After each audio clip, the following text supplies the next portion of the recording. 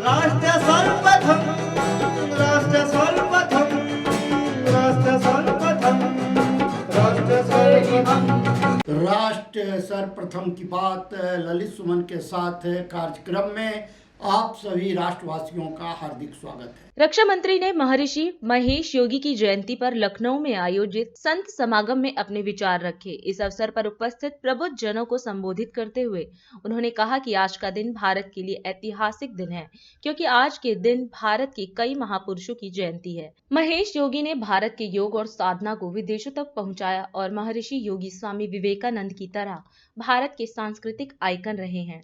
निश्चित रूप से आज का दिन बड़ा ऐतिहासिक दिन है, क्योंकि आज 12 जनवरी के दिन एक नहीं बल्कि 2-3 महापुरुषों की जयंती मनाई जाती है।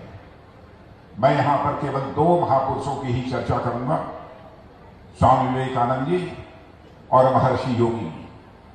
स्वामी विवेकानंद जी का जन्म आज ही के दिन 1863 में कलकत्ता में हुआ था और उनकी स्मृति में आज पूरे देश में युवा दिवस मनाया जा रहा है। उन्होंने भारतीय अध्यात्म, ज्ञान और संस्कार से पूरे विश्व का परिचय कराया और इसी 12 जनवरी को 1918 में जबलपुर में महर्षि महेश योगी जी का जन्म हुआ था, जिन्होंने योग और साधना के भारतीय ज्ञान को पश्चिमी देशों तक पहुंचाया। मेरे साथियों, स्वामी विवेकानंद और महर्षि योगी दोनों ही भारत के कल्चरल आइकन, कल्चरल एम्बेसडर, सांस्कृतिक दूत माने जाते हैं। आज का यह कार्यक्रम भले ही महर्षि महेश योगी जी की स्मृति में आयोजित किया गया है, मगर हमें यह बात भी ध्यान में रखनी चाहिए कि स्वामी विवेकानंद ने पश्चिम में भारत की ज्ञान पताका न फहराई होती तो महर्षि योगी जैसे योगाचार्यों की राह शायद और जटिल हो जाती है। इसलिए मैं मानता हूं कि आज के दिन हमें दोनों ही महापुरुषों का स्मरण करना चाहिए। स्वामी विवेकानंद जी ने प्राचीन भारतीयता की पताका को आधुनिक आधार प्रदान कर संपूर्ण विश्व में लहराया और भारतीय मूल्यों और सनातन धर्म को दुनिया भर में प्रसारित किया। स्वामी विवेकानंद के बाद भारतीयता को संपूर्ण विश्व में किसी ने सर्वाधिक प्रतिष्ठित किया तो मैं समझता हूं कि वह महर्षि महेश योगी जी ही थे। इस अवसर पर मैं महर्षि महेश योगी जी को सादर नमन करता हूं, स्मरण करता हूं और इस महत्वपूर्ण आयोजन के लिए आयोजन मंडल से जुड़े आप सभी लोगों को हार्दिक बधाई देता हूं, साधुवाद देता हूं। देवियों व सज्जनों, मानवता के समक्ष जब जब भी संकट आया है, अज्ञानता के अंधकार में समाज जब जब भी डूबा है, तब तब समाज में ऐसे युग पुरुषों का आविर्भाव हुआ है जिन्होंने अपने ज्ञान के तेज से समाज को सदैव आलोकित किया है और उसे एक नई राह भी दिखाई है। पूज्य महर्षि योगी जी वैदिक धर्म और अध्यात्म के एक ऐसे ही शिखर पुरुष थे जिन्होंने ज्ञान पुंज को न केवल अपने भीतर धारण किया बल्कि उसके प्रकाश से संपूर्ण विश्व को भी उन्होंने प्रकाशमान किया। महर्षि महेश योगी जी ने भारतवर्ष की प्राचीन काल से चली आ रही आध्यात्मिक गंगा को उसी तरह समृद्ध किया जैसे गंगा नदी को गोमती समृद्ध करती है। अपने स्वभाव और वाणी के स्तर पर महर्षि योगी जितने ही सरल, शालीन और मृदु थे, अपने ज्ञान और चेतना के स्तर पर वह उतने ही गंभीर, गहरे और सघन थे। साथियों, उन्होंने धार्मिक और आध्यात्मिक पुनरुत्थान का जो आंदोलन चलाया था, वैदिक साहित्य के माध्यम से समस्त विश्व की शांति और समृद्धि के लिए जो संकल्प लिया था, मैं समझता हूं आज दुनिया को उसकी आवश्यकता और बढ़ती जा रही है। देवियों और सज्जनों, समाज और राजनीति के प्रति भी पूज्य महर्षि महेश योगी जी के बड़े दूरदर्शी विचार थे। उनका मानना था कि राम राज्य केवल त्रेता की ही चीज नहीं है, बल्कि इस कलयुग में भी उसकी स्थापना हो सकती है। राम राज्य की स्थापना से उनका तात्पर्य एक आदर्श समाज से था, जहां एक मानव दूसरे मानव को समझ सके, जहां ज्ञान और प्रज्ञा की अविरल धारा बहती हो और समाज के समस्त नागरिक उससे लाभान्वित हो सकते हो। आज जरूरत है इस बात की कि हम पूज्य गुरुदेव के संदेशों को आत्मसात करते हुए कर्तव्य पथ पर आगे बढ़ें, स्वयं को हम लाभान्वित भी करें और समाज को भी लाभान्वित करें। यही आज के आयोजन का प्रतिफल होगा, ऐसा मेरा मानना है। इस अवसर पर और अधिक कुछ न कहते हुए मैं आप सभी को धन्यवाद देता हूं और पूज्य संत जो हमारे मंच पर विराजित हैं उनके चरणों में एक बार पुनः शीश झुकाकर प्रणाम करते हुए अपना निवेदन यहीं पर मैं समाप्त करता हूं। आप सबको बहुत बहुत धन्यवाद। चीन के मुद्दे पर कांग्रेस के प्रवक्ता पवन खेड़ा ने एक बार फिर चीन भारत रिश्ते के मुद्दे पर एक प्रेस वार्ता का आयोजन किया।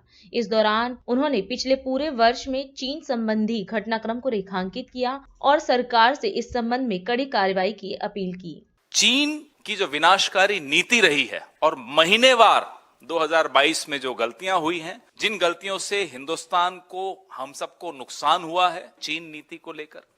फरवरी में अरुणाचल से भाजपा सांसद 13 फरवरी को मेलबर्न में मोदी सरकार के हमारे सबके विदेश मंत्री श्री एस जयशंकर कहते हैं कि वास्तविक नियंत्रण रेखा LAC पर वर्तमान स्थिति चीन द्वारा सीमा पर बड़े पैमाने पर सैनिकों को नहीं लेने के लिए लिखित समझौतों की अवहेलना के कारण उत्पन्न हुई।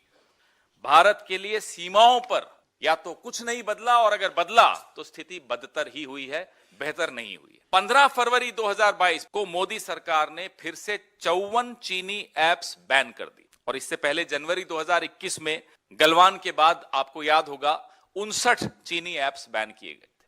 मार्च में चीन के विदेश मंत्री के एक दावे से हम सबको पता चला कि PLA और भारतीय सेना के बीच पूर्वी लद्दाख के हॉट स्प्रिंग क्षेत्र में वापसी हुई है। 25 मार्च को चीनी विदेश मंत्री वांग यी भारत के दौरे पर आए, लेकिन मोदी सरकार पीछे हटने के भारत के तर्क को रेखांकित करने में विफल रही। अप्रैल में भारत चीन व्यापार डेटा क्या दिखाता है? भारत चीन व्यापार डेटा अप्रैल का दिखाता है कि भारतीय आयात 2021-22 में रिकॉर्ड 95 बिलियन अमेरिकन डॉलर था, जिसमें भारत के पक्ष में 73 बिलियन अमेरिकन डॉलर का रिकॉर्ड घाटा था। मई में राष्ट्रीय सुरक्षा का एक अक्षम्य उल्लंघन हुआ। चीन ने पैंगोंग त्सो झील पर दूसरा पुल बनाया। जैसा कि मीडिया रिपोर्ट से पता चला कि चीन पैंगोंग त्सो में बड़ा चौड़ा दूसरा पुल बना रहा है, जिस पर बख्तरबंद स्तंभों को ले जा सकता है। ये विवादित क्षेत्र पे इंफ्रास्ट्रक्चर बन रहा है, जहां बड़े बड़े बख्तरबंद उनके वाहन आ सकते हैं। जून में मोदी सरकार ने आधिकारिक तौर पर चीन में 2023 में आयोजित होने वाली, इस साल आयोजित होने वाली प्रस्तावित सैन्य गतिविधि के साथ संघाई सहयोग संगठन SCO, संघाई कोऑपरेशन ऑर्गेनाइजेशन में संयुक्त सीमा संचालन के लिए चीन की योजना का समर्थन किया। जुलाई में मीडिया द्वारा दिखाई गई नई उपग्रह छवियों से संकेत मिलता है कि डोकलाम के 9 किलोमीटर पूर्व में निर्मित एक चीनी गांव, जहां 2017 में भारतीय और चीनी सेना का आमना सामना हुआ था, अब लगभग हर घर के दरवाजे पर कारों के साथ पूरी तरह बस्ती दिख रही है, गाड़ियां दिख रही हैं। ये सैटेलाइट इमेज में दिख रहा है। अगस्त में विशेषज्ञों की उपग्रह इमेजरी से पता चला कि PLA की सतह से हवा में मार करने वाली मिसाइल साइट डोकलाम के उत्तर में सिर्फ 50 किलोमीटर दूरी, भारत, भूटान और चीन के बीच में जो ट्राइजंक्शन सीमा क्षेत्र है, जो मार्च 2022 से हो रहा है, अब पूरी तरह चालू। सितंबर में भारत और चीन ने एक संयुक्त बयान दिया। 8 सितंबर 2022 को भारत चीन कोर कमांडर स्तर की बैठक के 16वें दौर में बनी सहमति के अनुसार घोघरा के क्षेत्र में भारतीय और चीनी सैनिक हॉट स्प्रिंग PP-15 ने एक समन्वित और योजनाबद्ध तरीके से हटना शुरू कर दिया है, जो सीमावर्ती क्षेत्रों में शांति और शांति के लिए अनुकूल है। ये एक जॉइंट स्टेटमेंट था। हकीकत क्या है वो मैं बताता हूं। चीन रॉकी नाला के साथ साथ डेप्सांग प्लेन के patrolling point PP-10, PP-11, PP-11A, PP-12 और PP-13 में वाई जंक्शन तक 5 पेट्रोलिंग पॉइंट्स तक भारत की पहुंच को अवरुद्ध करना अभी भी जारी रखे हुए है। जॉइंट स्टेटमेंट कुछ और है, हकीकत बिल्कुल कुछ और। तो इस संदर्भ में अब उनसे 3 सवाल पूछ। चीन डेप्सांग प्लेन में वाई जंक्शन तक patrolling points PP-10, PP-11, PP-11A, PP-12 और PP-13 तक भारतीय क्षेत्र पर कब्जा क्यों जारी रखता है? स्टेटस को एंटे क्यों नहीं कायम हो रहा जो अप्रैल 2020 से पहले था? नंबर 2, हॉट स्प्रिंग्स और घोघरा पोस्ट में पेट्रोलिंग पॉइंट 15 और पेट्रोलिंग पॉइंट 17A पर चीनी कब्जा आज तक क्यों बरकरार है? नंबर 3, डोकलाम में जमफेरी रिज और चीनी बिल्डअप जो भारत के रणनीतिक सिलीगुड़ी कॉरिडोर उसको खतरे में डाल रहा है। इस सब पर हम चर्चा कब करेंगे? चाइना पर चर्चा संसद में कब की जाएगी? दिल्ली के उप मुख्यमंत्री मनीष सिसोदिया ने डीआईपी कार्यालय से मिले 100 करोड़ से ज्यादा के नोटिस के संदर्भ में एक प्रेस वार्ता को संबोधित किया। इस अवसर पर उन्होंने केंद्र में शासन कर रही भाजपा के ऊपर अधिकारियों के दुरुपयोग का आरोप लगाया और दावा किया कि भाजपा शासित राज्यों के मुख्यमंत्रियों के विज्ञापन भी दिल्ली में आते हैं, लेकिन उनके साथ ऐसा नहीं होता। किस तरह से दिल्ली सरकार के अफसरों का भारतीय जनता पार्टी अपने राजनीतिक हित के लिए दुरुपयोग करती रही है, इसका एक उदाहरण कल एक नोटिस के रूप में मिलता है। ये नोटिस दिल्ली के सूचना विभाग की आईएएस अधिकारी सचिव श्रीमती एलिस वास जी ने जारी किया है अरविंद केजरीवाल जी के नाम। उन्होंने लिखा है कि 2016-17 के आसपास दिल्ली सरकार ने जो दिल्ली के बाहर विज्ञापन दिए थे उनकी वसूली अरविंद केजरीवाल जी से की जाएगी 163 करोड़ रुपए की वसूली। Failing which further necessary action as per law will be taken in this matter. 2015 में 2020 में दिल्ली के लोगों ने अरविंद केजरीवाल जी को चुना है। पूर्ण बहुमत नहीं बल्कि प्रचंड बहुमत देके चुना है दिल्ली के लोगों ने। और दिल्ली के लोगों ने मैंडेट दिया केजरीवाल जी को कि दिल्ली सरकार के जो अफसर हैं इनसे दिल्ली की जनता के हित में काम लीजिए, इनसे दिल्ली की जनता के हित में काम कराइए, स्कूल बनवाइए, अस्पताल बनवाइए, इनसे मजदूरों के लिए काम कराइए, इनसे गरीबों के लिए काम कराइए, दिल्ली का विकास कराइए। लेकिन भारतीय जनता पार्टी असंवैधानिक रूप से इन अफसरों के ऊपर अपना कब्जा करके जमा के बैठी है और वो इसका दुरुपयोग करके इन अफसरों का इस्तेमाल कर रही है, अरविंद केजरीवाल जी के खिलाफ राजनीतिक इस्तेमाल कर रही है। चुनी हुई सरकार के मंत्रियों को टारगेट करने पे काम नहीं करने दे रही अफसरों को। जनता के काम अफसर करते हैं तो उनको रुकवा देती है और मुख्यमंत्री जी को इस तरह के नोटिस दे के अफसरों से दिला के परेशान कर सके, टारगेट कर सके और काम ना करने दे। ये जो डीआईपी का नोटिस है 163 करोड़ रुपए केजरीवाल जी को जमा करने का 10 दिन के अंदर, आप सब जानते हैं ये पुराना मसला चल रहा है। ये 2016-17 में और इस दौरान दिल्ली से बाहर ऐड दिए गए। अब ये कहा जा रहा है दिल्ली से बाहर ऐड नहीं देने चाहिए थे केजरीवाल जी को। मैं पिछले 7 साल तो छोड़ दीजिए, मैं कह रहा हूं आप पिछले 1 महीने के अखबार उठा के देख लीजिए। दिल्ली के भारतीय जनता पार्टी के अलग अलग राज्यों के मुख्यमंत्रियों के विज्ञापनों से भरे पड़े हैं दिल्ली के अखबार। मध्य प्रदेश से लेके उत्तराखंड से लेके हिमाचल, उत्तर प्रदेश, हर जगह के कांग्रेस के भी मुख्यमंत्रियों के आपको दिल्ली के अखबारों में खूब ऐड मिलेंगे। भारतीय जनता पार्टी के देश भर के मुख्यमंत्रियों के आपको दिल्ली के अखबारों में ऐड मिलेंगे। अगर गलत है तो वो वहां के मुख्यमंत्रियों से वसूलेगी भारतीय जनता पार्टी वो पैसा। भारतीय जनता पार्टी वहां के अफसरों से ये कराएगी कि वो उत्तर प्रदेश में सूचना सचिव को कहे, आईएएस अधिकारी को, कि जाके योगी जी से पैसा वसूलो, या हिमाचल प्रदेश या उत्तराखंड में वसूलो उनके मुख्यमंत्रियों से। केजरीवाल जी चाहते हैं अफसरों को जनता के काम पे लगाएं। भारतीय जनता पार्टी चाहती है कि अफसर केवल और केवल केजरीवाल जी के ऊपर और उनके मंत्रियों के ऊपर टारगेट करते रहें, काम ना करें। तो मैं भारतीय जनता पार्टी को यही कहना चाहता हूं कि अफसरों का दुरुपयोग बंद करें। लोकतंत्र में चुनी हुई सरकार के पास ये ताकत होती है कि वो अफसरों से काम कराए। जहां जहां की जनता ने आपको चुना, आप अपने अफसरों से काम कराओ, उनको काम पे लगाओ। ये नोटिस दिलवाने का क्या फायदा है? ऐड तो सारे सरकारें दे रही हैं, आपके राज्यों के मुख्यमंत्री इतने सारे दे रहे हैं। हमने इनसे सूचना मांगी है कि भाई ये कौन से ऐड है, ऐड भी तो देखें कि उनमें क्या गैर कानूनी है। हम भी तो देखें कि हमने उनसे कौन सा अलग ऐड दे दिया। अभी समय है एक छोटा सा ब्रेक का, हम चलते हैं ब्रेक पर। ब्रेक के बाद हम आपसे बात करेंगे, आप कहीं जाए नहीं। श्रेया फर्निशिंग यूनिट ऑफ निर्मल्स की ओर से आप सभी को नव वर्ष 2023 की हार्दिक शुभकामनाएं। 7 दिन आपकी सेवा में। हमारे यहाँ कम से कम दाम पर कपड़े उपलब्ध हैं। Kamal Biltech private limited wishing you a very happy new year. With our professional team and experience of delivering projects in past, we guarantee you peace of mind and top quality work in an affordable price. Mother India पत्रिका की ओर से आप सभी को नव वर्ष 2023 की हार्दिक शुभकामनाएं।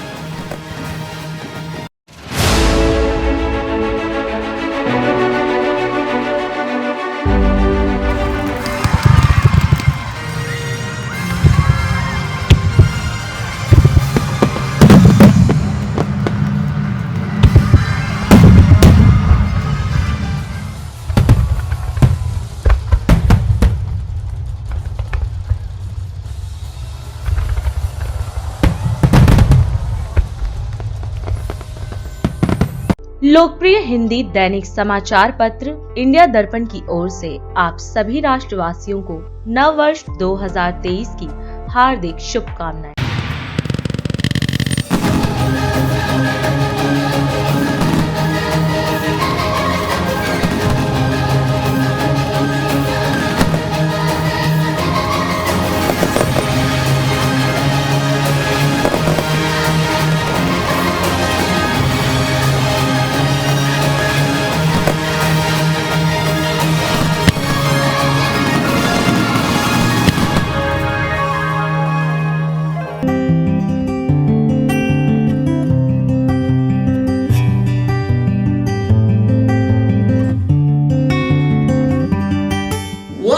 मार्ग दिखाए जग को, वह क्या मार्ग दिखाए जग को, जिसे दिशा भ्रम हो जाए। वह पथिक क्या मंजिल पाए, जो लक्ष्यहीन हो जाए।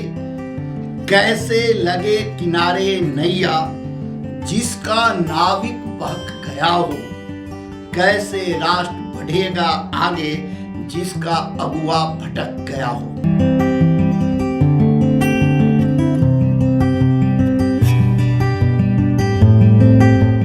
और अधिक खबरों के लिए आप हमारे YouTube चैनल दैनिक इंडिया दर्पण को अभी सब्सक्राइब करें और नोटिफिकेशन के लिए बेल आइकन को प्रेस करना ना भूलें।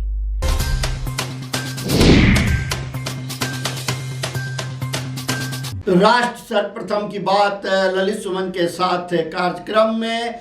ब्रेक के बाद आप सभी राष्ट्रवासियों का स्वागत है। युवा दिवस के अवसर पर त्रिपुरा में उपस्थित भाजपा अध्यक्ष जेपी नड्डा ने राजधानी अगरतला में एक जनसभा को संबोधित किया।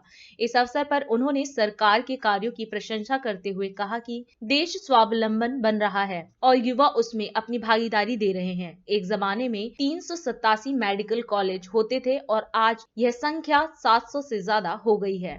आज जन विश्वास यात्रा के समापन कार्यक्रम में इस ऐतिहासिक मैदान में एकत्र आए अगरतला में हमारे देवी और सज्जनों, आज युवा दिवस है। स्वामी विवेकानंद जी की जन्म तिथि है। यह बहुत ही शुभ दिन है जब एक संकल्प के माध्यम से त्रिपुरा की जनता का जन विश्वास लेकर हम यहाँ इतनी बड़ी संख्या में एकत्र आए हैं। मुझे आज खुशी है कि जब हम युवा दिवस मना रहे हैं तो भारत मोदी जी के नेतृत्व में और भारत का युवा सेल्फ रिलायंट स्वावलंबन की ओर अग्रसर हो रहा है और आत्मनिर्भरता के दृष्टि से आगे बढ़ रहा है। और आदरणीय प्रधानमंत्री जी के नेतृत्व में चाहे युवाओं का प्रशिक्षण हो, चाहे युवाओं को आगे लाने की बात हो, चाहे युवाओं के लिए स्टार्टअप्स हो और चाहे भारत को स्वावलंबन बनाने के लिए कोई भी कदम उठाना हो, हम गौरव के साथ आज कह सकते हैं कि प्रधानमंत्री नरेंद्र मोदी जी के नेतृत्व में देश स्वावलंबन की ओर बढ़ रहा है, आत्मनिर्भर की ओर बढ़ रहा है और युवा उसमें अपना पूरा योगदान कर रहा है। एक जमाना था जब एक all India institute of medical sciences होता था दिल्ली में। अटल जी ने 6 medical all India institute of medical sciences खोले और आज मैं गौरव के साथ कह सकता हूं कि भारत में 23 all India institute of medical sciences खड़े हो रहे हैं। 23। अगर मैं बात करूं तो एक जमाने में 387 मेडिकल कॉलेज होते थे और आज मुझे खुशी है कि पिछले 7 सालों में यह संख्या 700 से अधिक मेडिकल कॉलेज की हो गई है। यह भी हमको ध्यान रखना चाहिए। अगर मैं बात करूं तो जहां हमारे मेडिकल की सीट्स 30,000 हुआ करती थी, आज हमारी मेडिकल की सीट्स 80,000 क्रॉस कर रही हैं। अगर मैं बात करूं आईआईटी की तो 16 आईआईटीज होती थी, आज 23 इंडियन इंस्टीट्यूट ऑफ टेक्नोलॉजी हैं।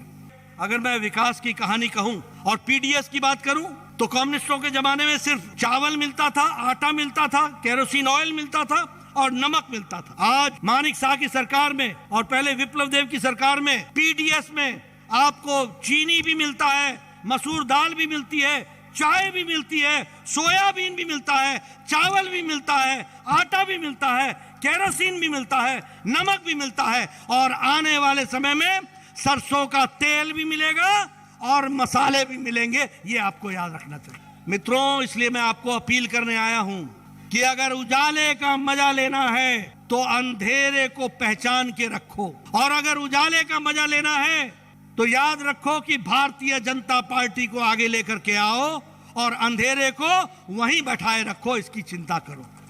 और इसीलिए मैं अंत में आपको एक ही निवेदन करने आया हूं, कम्युनिस्ट और कांग्रेसियों को आराम दो। जवाहर कैंप के प्रधान लल्लन झा एवं उनके समस्त झा परिवार द्वारा स्वर्गीय कमलमुखी देवी जी की 15वीं पुण्यतिथि के अवसर पर जरूरतमंदों के बीच कीर्तिनगर थाना के SHO अजीत कुमार झा एवं वरिष्ठ संपादक इंडिया दर्पण हिंदी दैनिक ललित सुमन जी के हाथों कंबल वितरण का भव्य आयोजन किया गया। झा परिवार एवं जवाहर कैंप निवासियों ने इस कार्यक्रम में बतौर अतिथि पधारे। SHO अजीत कुमार का स्वागत भी दुशाला के साथ किया। इस अवसर पर उपस्थित जनसमूह को संबोधित करते हुए SHO कीर्तिनगर अजीत कुमार झा ने स्वर्गीय कमलमुखी देवी की याद में हुए कंबल वितरण कार्यक्रम को आयोजित करने के लिए लल्लन झा एवं उनके सहयोगियों की प्रशंसा की। वहीं वरिष्ठ संपादक ललित सुमन ने मातृभक्ति के इस आयोजन को संबोधित करते हुए कहा कि आज जब बच्चे अपने माता पिता को जीते जी वृद्धाश्रम में डाल देते हैं, वैसे समय में बिहार के मिथिलांचल निवासी जवाहर कैंप दिल्ली के प्रधान लल्लन झा अपनी मां की 15वीं पुण्यतिथि पर कंबल वितरण का कार्यक्रम आयोजित कर समाज को यह संदेश देने का कार्य कर रहे हैं कि माता पिता का सम्मान कर उन्हें याद कर पुत्र सपूत बन जाता है। सभी को इस संदेश से प्रेरणा लेने की आवश्यकता है। कार्यक्रम में इस अवसर पर आमंत्रित सदस्य राजू खान, राजू सिंह, ईश्वर देव सिंह, संजय गुप्ता, नौशाद अली, मंचून शर्मा, इरफान, मोहम्मद इस्लाम, सतीश कुमार, सूरजगिरी, बजरंगबली व अन्य भी उपस्थित रहे।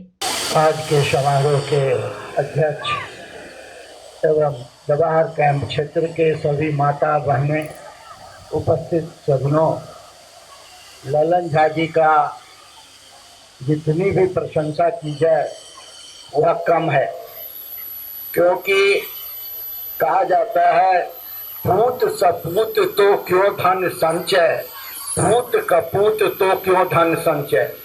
अगर पूत लायक हो तो धन अर्जित करने की कोई जरूरत नहीं, और पुत्र अगर नालायक हो तो आप चाहे उसे कितना भी कमा करके दे दो, वो बर्बाद कर देगा। तो लल्लन झा जी जैसे पुत्र जो अपने माता के 15वीं पुण्यतिथि के अवसर पर अपने मां समान माताओं को कम्बल दे करके अपनी मां के प्रति श्रद्धा सुमन अर्पित करते हैं, और जो जरूरतमंद मां है जब वह इस कम्बल से ठंड से बचेगी तो उनकी आत्मा से जो आशीर्वाद निकलेगा वह आवाज जो है उनकी मां की आत्मा से मिलकर लल्लन झा के परिवार को, लल्लन झा जी को आशीर्वाद देने का काम करेगा। यह सौभाग्य का अवसर है जो हमें भी इस पुण्य कार्य में लल्लन जी ने आमंत्रित करके सेवा करने का अवसर दिया है। मैं लल्लन जी को, लल्लन जी के परिवार को, यहाँ के सभी निवासियों को, उनके सभी सहयोगियों को दिल से धन्यवाद देता हूँ, और उस पुण्य आत्मा कमल देवी जिन्होंने ऐसे सुपुत्र को जन्म दिया जो आज 15वीं पुण्यतिथि पर, आज आप सभी माता बहनें जानती हैं आजकल तो ये स्थिति हो गई है जो माँ बाप के जीते जी प्रॉपर्टी लेने के लिए माँ बाप को ही घर से बेदखल कर दिया जाता है। माँ बाप को बुढ़ापे में सहारा बनने की जगह माँ बाप को बेसहारा कर दिया जाता है। वैसे वक्त में अगर कोई पुत्र अपनी माँ की 15वीं मतलब 15 वर्ष पहले जिनकी माँ गुजर गई उस माँ को याद करते हुए मातृ स्वरूपा को अगर वो कम्बल वितरण करने का काम कर रहे हैं तो आप अंदाजा लगा सकती हैं जो कि इनके शरीर में जो खून बह रहा है, जो लहू बह रहा है, जो इन्होंने अपने माँ के दूध पीकर अर्जित किया, वो जो संस्कार जो लहू बन करके उनके शरीर में दौड़ रहा है, कितना महान है। और हम इस अवसर पर लल्लन जी को, लल्लन जी के पूरे परिवार को, उनके सभी सहयोगियों को बहुत बहुत धन्यवाद देता हूँ। यह एक बहुत छोटा सा कार्यक्रम है, कम्बल वितरण का कार्यक्रम जगह जगह आयोजित किया जाता है। ठंडे के समय में कई दाता हैं जो कि कम्बल वितरण का काम करते हैं, गर्म वस्त्र वितरण करने का काम करते हैं, अन्न दान करते हैं, जल दान करते हैं। लेकिन अपने माँ के पुण्य तिथि के अवसर पर अपने माँ को याद करते हुए मातृ स्वरूपा को कम्बल देना ये अच्छे संस्कार का परिचायक है। तो ललन जी, आप बहुत भाग्यशाली हैं जो अपने माता जी के पुण्य तिथि पर, वो भी 15वीं पुण्य तिथि के अवसर पर कम्बल वितरण का कार्यक्रम कर रहे हैं। इंडिया दर्पण परिवार की ओर से, DID न्यूज की ओर से, नेशनल टीवी चैनल सर्वधर्म संगम की ओर से, मदर इंडिया पत्रिका की ओर से, संपूर्ण मीडिया जगत जो हमसे जुड़ा हुआ दिल्ली प्रदेश के अध्यक्ष होने के नाते सभी की ओर से हम आपको, आपके परिवार को, आपके सहयोगियों को बहुत बहुत धन्यवाद आप लोगों का। आप लोग कम्बल लीजिए और SSO साहब का भी बहुत बहुत धन्यवाद जो अपना कीमती समय निकाल कर यहाँ पर धन्यवाद। बहुत बढ़िया क्या कहते कम्बल वितरण का प्रोग्राम इन्होंने किया है। अब वैसे ठंड जो है धीरे धीरे कम होने लगी है ना, शुरू में करना चाहिए था आपको, तो थोड़ा सा लेट हो गया आप, है ना। जब कड़ाके की ठंड थी तब आपने नहीं बदला बात। जब तिला संक्रांत के अवसर पे हुआ क्या? अच्छा माँ की पूरी, ओहो तो ये नहीं पता था। अच्छा चलिए फिर तो बहुत बढ़िया, बहुत अच्छा। आपने अपनी माता जी जहाँ भी हैं बहुत मतलब प्रसन्न होगी आपने अपने बेटे के अच्छे कर्म से। तो इन्होंने आपने गरीबों को जिसको भी दान दिया है वो खुश होंगे, सभी आपको दुआएं देंगे, भगवान मतलब आपको सदा खुश रखे। और क्या कहें। दिल्ली में प्रदेश कांग्रेस कार्यालय में 26 जनवरी से शुरू होने वाले हाथ से हाथ जोड़ो कार्यक्रम के संबंध में जिला अध्यक्षों और संयोजकों के बीच बैठक का आयोजन हुआ।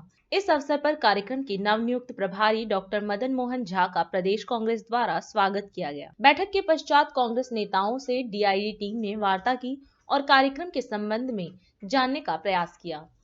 श्री राहुल गांधी के नेतृत्व में जो भारत जोड़ो यात्रा चल रही है उसका उद्देश्य बिल्कुल स्पष्ट और साफ है। आदरणीय श्री राहुल गांधी जी ने भी बार बार उसको स्पष्ट किया है कि एक जो इस देश को आज जो सबसे बड़ी ज़रूरत है वो सद्भावना की, आपसी भाईचारे की, एक दूसरे के प्रति हिंसा ना हो, सौहार्द बढ़ाने की ज़रूरत है। और वो देश के हर स्तर पे इस देश में ज़रूरत है और उसी के तहत व्यापक सोच के साथ श्री राहुल गांधी जी निकले हैं ये बात तय करके कि लोगों में भाईचारा बढ़ाना है। तो कांग्रेस पार्टी ने एक फॉलोअप प्रोग्राम इसलिए दिया है कि उनके श्री राहुल गांधी जी के यात्रा के संदेश को हम घर घर तक ले जा सकें। इसके लिए ये हाथ से हाथ जोड़ो अभियान है। ये 26 तारीख से शुरू होगा और लगभग 2 महीने का ये कार्यक्रम हम।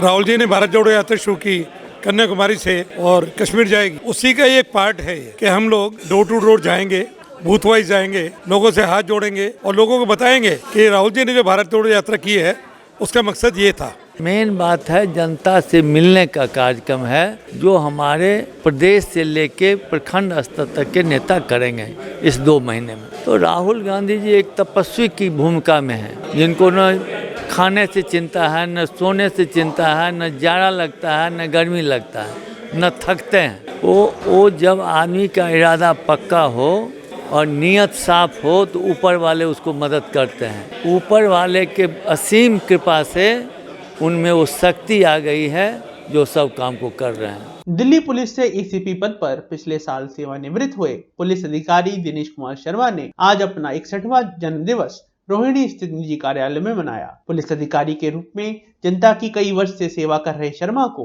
उनके शुभचिंतकों ने एकत्र होकर बधाई दी। DID चीफ वरिष्ठ संपादक ललित सुमन ने भी पूर्व ACP दिनेश शर्मा को बधाई देते हुए इस अवसर पर उनके लंबी आयु और स्वास्थ्य की कामना की। राष्ट्र सर्वप्रथम की बात ललित सुमन के साथ कार्यक्रम में हम आपसे आज यहीं विदा लेते हैं। अन्य खबरों के लिए आप बने रहें। राष्ट्र सर्वप्रथम, वंदे मातरम, जाग उठा है भारत।